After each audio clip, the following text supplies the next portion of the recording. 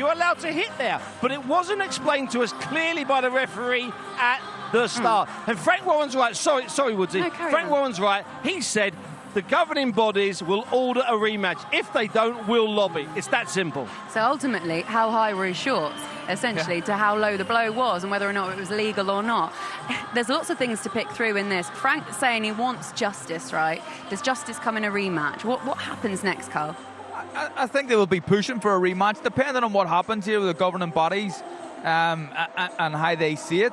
They would all have to be in agreement, wouldn't it, for a rematch to happen, because there's 3 titles on the line. But I'll tell you what I think might happen. Usyk didn't look as good as he has looked in his previous fights before. I know where this is going.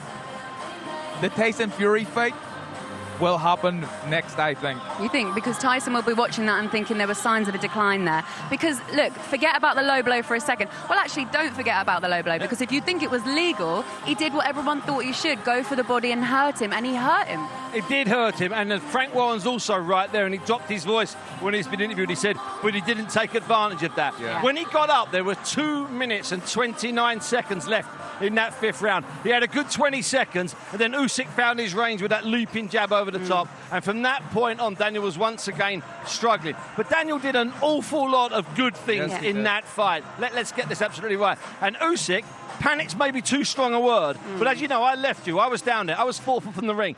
The intensity on it in his face, I really haven't seen that, certainly not at heavyweight. And there were points as well, Carl, later on, where it looked as if, I remember the commentators saying, look, Usyk's seeing signs of decline in Daniel Dubois. I looked at that and I thought, actually, Usyk's panicking maybe and thinking, I need to end this as soon as I can. Yeah, I think he wanted to get rid, and he was breathing heavy.